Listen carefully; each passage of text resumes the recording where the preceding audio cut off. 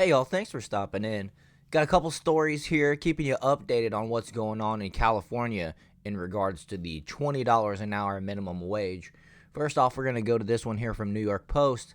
California fast food franchisees worried they'll lose customers to Chili's, Applebee's. Should be Chili's and Applebee's, but worried they'll lose customers to Chili's, Applebee's because of $20 minimum wage. Whatever, let's just read and find out more about this one before I get into the other one. Fast food franchisees are worried that customers will deflect to fast casual options like Chili's and Applebee's as the state's minimum wage law forces basic burger joints to jack up menu prices to offset soaring labor costs. Some people might say, well, if the fat cats up top didn't make so much money, they wouldn't have to charge as much. The reality of it is big corporations like this always pass the buck to the customers. Always.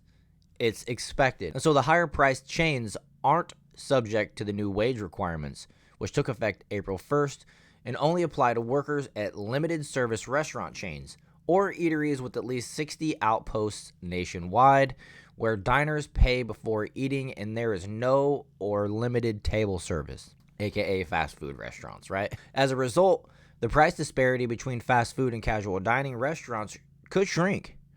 Business Insider earlier reported, especially after California-based eateries have already lifted menu prices to offset the new $20 hourly wage, which is 25% above the state's general minimum pay. Shane Paul, who owns 7 Jack in the Box outposts in San Diego, told Business Insider that he's lifted prices at restaurants by as much as 11% over the past 6 to 12 months in anticipation of the higher wages.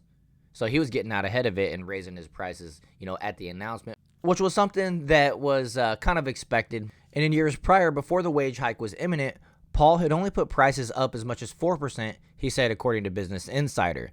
So I guess he's just hiking them up according to inflation, right? Even though nobody gets the pay raise at that rate. As a result, Paul said that transactions at his Jack in the Box restaurants are already trending down, and speculated that diners are going to Chili's or Applebee's for a sit-down meal for $1 or $2 more than us. Or they're just ordering their food to go from those places. When you go in and sit down, you're expected to tip, and you should tip when you go in and sit down, but if you get it to go, you don't have to tip for that. So folks are just saving money, and you'd have to think that they're getting a better quality food. Harsh Guy, who owns about 180 Burger King, Taco Bell, and Popeyes restaurants across California, predicted that he's also going to start to compete with casual dining restaurants and even grocery stores as a result of the wage law, Business Insider reported. Guy, who already lifted prices at his fast food restaurants between 8 to 10% over the past year to combat food inflation alone, said that he's weary to lift prices any further to absorb higher wages because customers simply wouldn't return. For reference, in a typical year, Guy's restaurants only up their menu prices between a mere 2% and 3%, according to Business Insider. So this guy, he's actually concerned that if he raises his prices, he might lose his business because people won't even want to come back. Guy also shared that he's expediting the rollout of self-service kiosks to cut down on labor costs. Which leads me over to this other article here. California Burger King franchisee to expedite self-service kiosk rollout over the $20 wage law.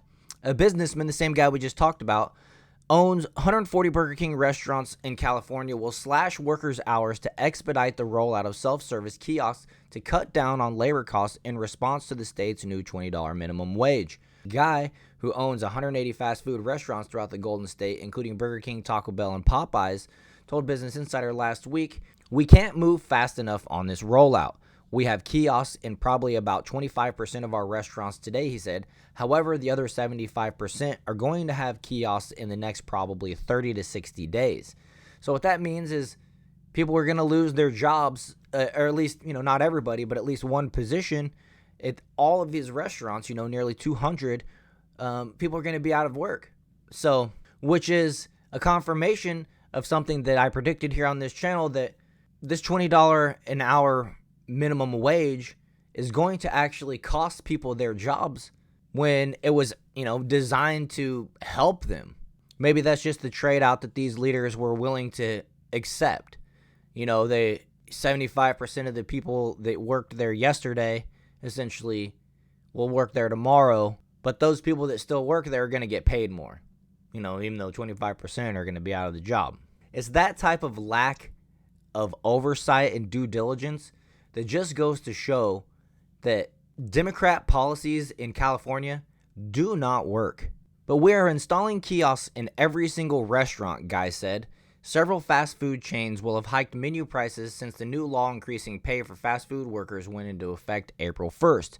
Guy, who raised menu prices between 8 and 10% in the last year, said his plans to cut down on worker hours, eliminate overtime, pause plans to expedite his future empire, and add more digital kiosks. And so that's another layer there. The fact that he is pausing plans to expedite his restaurant empire, that means that he was planning on opening more, providing more jobs for people, but now he has to slow that down and he has to scramble to keep what he already has. Slowing down progress and growth seems to be the underlying trend that's gone on during this Biden administration. You know, it's hard to ignore the fact that some people out there say that they want us to live in the pods, eat bugs, and we're going to be happy somehow. I can't take more price than that. Guy said of the option of raising menu prices, anything more than that is going to result in a significant impact to our traffic. Before the new minimum wage law was discussed, Guy had planned to gradually roll out the kiosks of his restaurants in a process that would have taken between 5 and 10 years. But now we are going ahead and installing the kiosks in every single restaurant in response to the legislation to be able to balance some of the labor costs that are hitting us. So you gotta love when the government passes a law or a regulation that enables a big tech company to sell more products like these kiosks, right? You gotta love it when they essentially hand those lobbyists back the dollars. But when crunching the numbers, Guy said it makes more sense to spend the capital expenditure on the technology, which he obtained at a cheaper price since he's buying it in bulk. Earlier this week, Lindsay Snyder, the billionaire president of In-N-Out, said she went toe-to-toe with company executives to keep costs low in the face of sky-high inflation and the $20 an hour minimum wage hike in California. And Scott Roderick, a McDonald's franchisee who owns 18 outposts in California, said he's considering reducing hours, hiking menu prices, and delaying renovations to offset the impact of the state's $20 minimum wage for fast food workers. So in short, exactly what we expect is what's happening in California in regards to this $20 minimum wage. People are losing their jobs, and something I hadn't actually considered until now is I'm sure a lot of the folks that were working at these places, last month, the month before that, are now being looked at by the managers and owner of the company. If you have a couple of strikes against you, you're a dude that shows up late every once in a while, maybe not as educated, maybe not as clean as some others. These places are now being inundated with job applications from people that are probably more qualified than the ones that are currently working there. And it makes me wonder even more, how much did this actually in reality help the existing employees at these places, which was obviously the goal and reason why they would do this in the first place. You'd think, I don't know, maybe there's something more sinister in that they're just trying to slow down growth, like I mentioned.